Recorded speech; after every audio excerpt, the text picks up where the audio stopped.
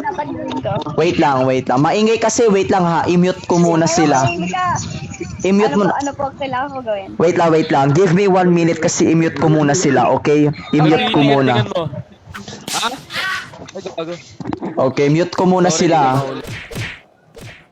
Okay, hello, Yang. Ay, di pa ata ano. Wala, na-mute ko rin ata. Hala, wait lang ha. Okay, so Yang, what is your problem again?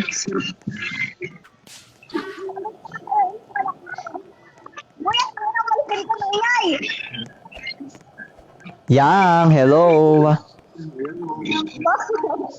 Okay, what is your... Okay, ba't ganyan yung mic mo? Fix your mic first. Kasi I can't really understand you talaga eh. I can't really understand you. Grabe yung mic mo. Yung mic mo ba, mic? Your mic. Hindi ko naman kayo ah. Okay, yan. Perfect na yan. Okay, so... again, what is your problem? Iniwan niya ako. Iniwan ka niya. So, just a little bit information. So, para bigyan kita ng advice, what is the reason kung bakit iniwan ka niya? Sinapili ko siya na huwag maging cold or ang namin to. Ano? What is it? Sinapili ko siya na huwag siya maging cold o i-end namin. Ay, alam ko na. So, cold siya pala. Cold siya. Super cold. Lamig. Yes. Malamig siya. Siguro, Yang, tama yung ginawa mo. Minahal mo siya ng totoo tapos ang isusukli niya sa'yo, cold. Abay, grabe naman yan. Ka-unfair po yan. It's so unfair. Pero Sino ba yung... binalikan ako.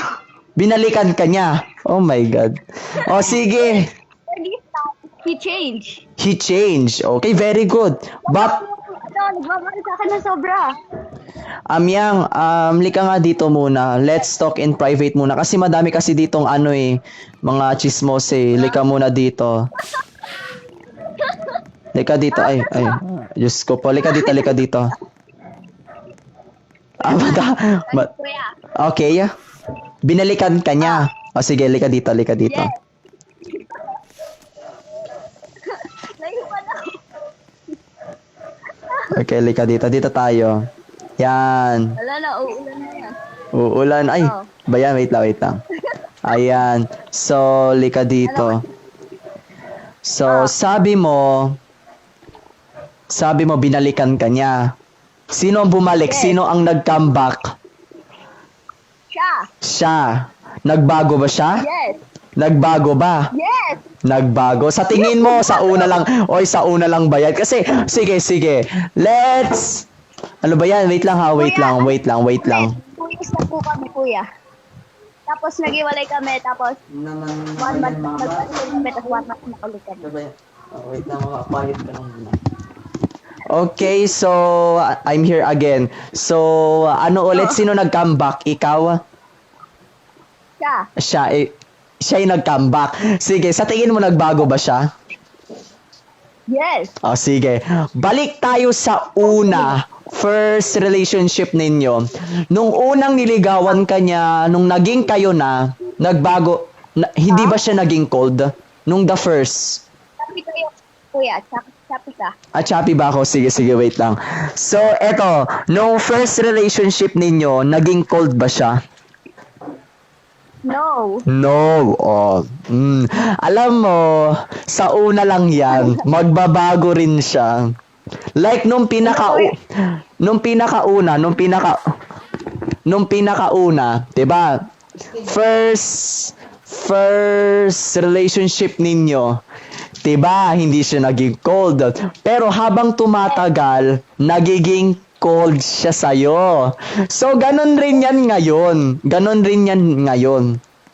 This day, Kung bakit siya naging cold nun? bakit? What is the reason kung ba't siya naging cold? Wait. Let me see my messenger. Wait. Okay, okay. Ano bang reason? Ba't kailangan pa ng messenger? Dapat kabisado mo yan. Ako nga, alam na alam ko kung ba't kami nag-break up ng ex ko eh. Kayo. Hoy, ay. Una, nag-set siya sa pinsan ko. Okay, wait lang muna. Wait lang yang. Ano muna tayo dito kasi eto kasi si Hehehe, di ata tinuruan ng magulang niya. Pwede na siya maging pataba ng lupa. Lika muna dito, yang. Lika muna. Lika dito. Lika dito. Dito na lang muna tayo. Kung ayaw, sige. Ay, wait lang, yang. Kung ayaw ninyong, eto si Hehe, ano to eh, salbahe to eh. Wait lang, dito lang tayo. Medyo kasi may pagkasaltik yan. Tingnan mo naman, oh, napakabastos, walang respeto. No? Dapat ayan yung fino-focus ng government. Yung utak niya, halika dito. Oh. I agree. Oh, agree, tama, 'di ba? Halika dito, dito tayo. Here. Mga chismosa sila. Okay lang naman maging chismosa, pero grabe naman yung ano nila. O tignan mo naman. Ito mas malala to si Hehe. Ano na lang tayo, lipat na lang tayo server. What I mean is add friend kita. Full ano ka na ba? Full friends ka na ba? Not yet. O sige, wait lang. What is your name again? Yang. Is your name? Saan ka? Yeah. Yang, kala ko nawala ka na eh. Yang, wait lang ha. Okay, so yan. Add friend kita. So, paano kuya? Join ka sa akin. Join ka sa akin. Kita mo naman, diba? Ayun, ayan. Ayun, sige, lika dito. Dito tayo sa room 1.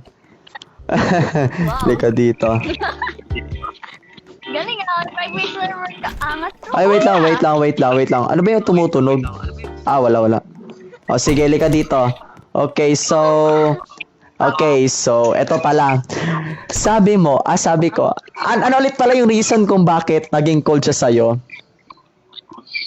Una, nagselo siya sa pinsan ko. Selos.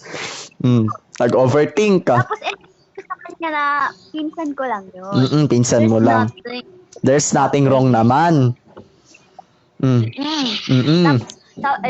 Say siya, agree siya, kasi nalaman na niya yung reason. Tapos, next naman, ako naman yung nag-selos kasi nakikipagharap siya sa ibang babae. Ay, Diyos ko po. Tapos, doon siya naging cold. Alam mo, first, ayun na nga, red flag siya, red flag. Wait lang. Ako muna magsaltain mo. Alam niya na nga na meron siyang GF. Alam niya meron siyang girlfriend at ikaw yun. Bakit siya nagipagkaibigan sa mga babae na wala naman kwenta? Okay lang naman kung sa project, kung sa performance task, kung tungkol naman sa very important education. Pero yung makikipagkaibigan ka sa babae na wala-wala lang, mag-iinuman kayo, gagalaan, hindi pwede ganun. Alam niya na meron siyang GF, so kailangan niya munang pag-isipan. Okay lang naman na makipagkaibigan siya sa mga babae, basta meron tungkol ito sa buhay niya or about sa education, about sa project, sa mga groupings. Pero yung makikipagkaibigan ka sa babae, tapos meron ka ng GF, abay grabe naman yan.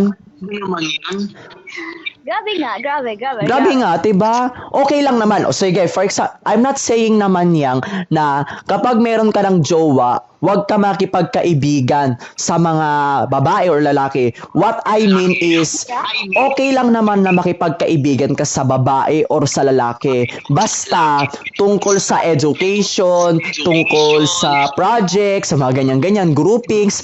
Pero yung makikipagkaibigan ka, na makikipag-inuman lang, magsasaya, pupunta sa bar, ay, grabe naman yun. Meron ka ng GF. Oh, yun.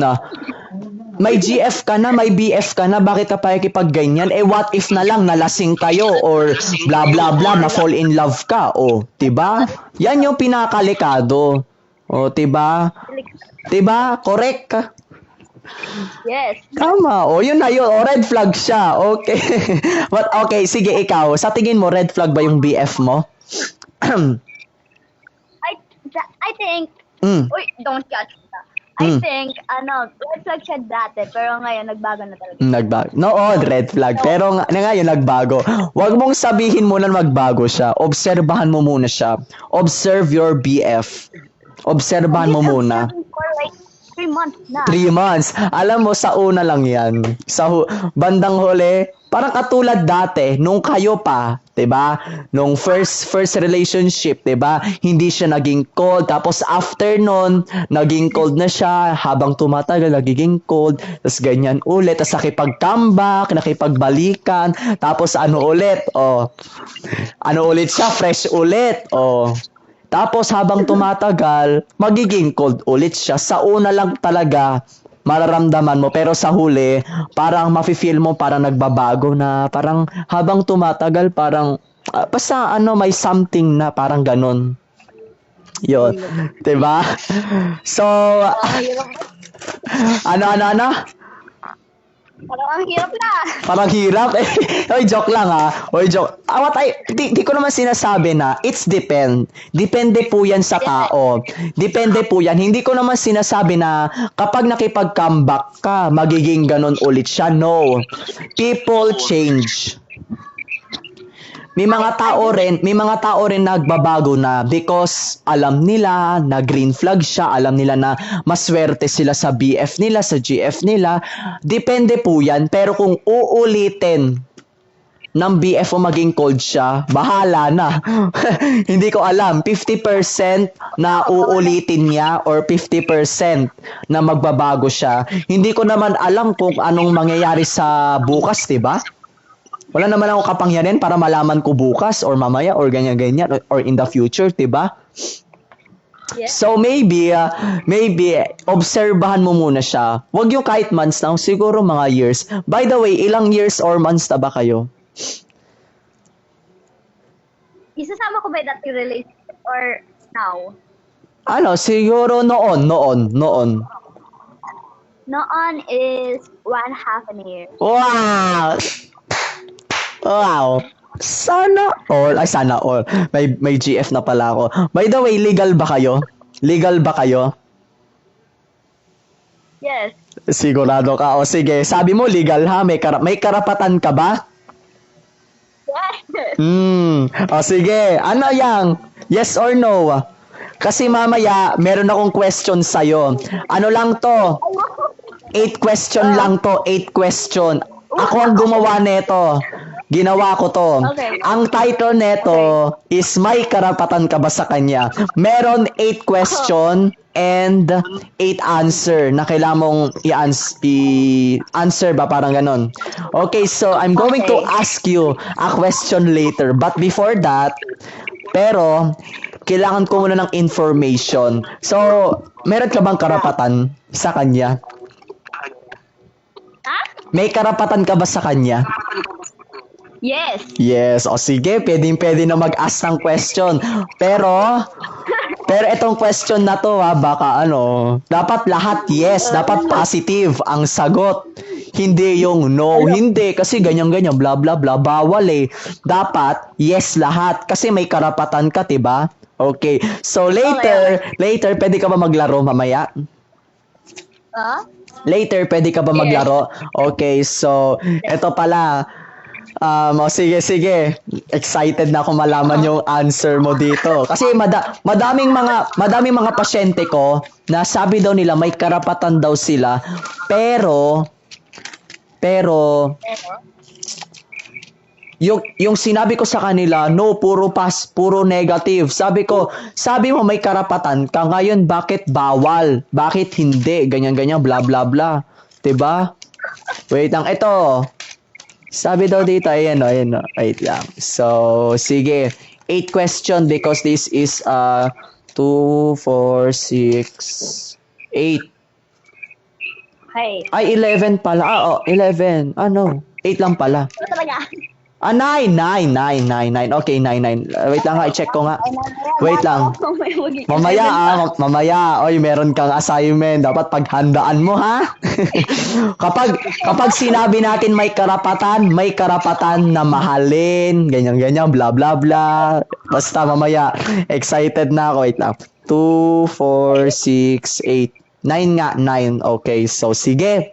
Yang, thank you for your time and see you later na lang. Be ready, ha? See you later. Be ready. Sige. Be ready, ha? Be ready. Okay. Sige. Okay, bye-bye. Thank you. Thank you again.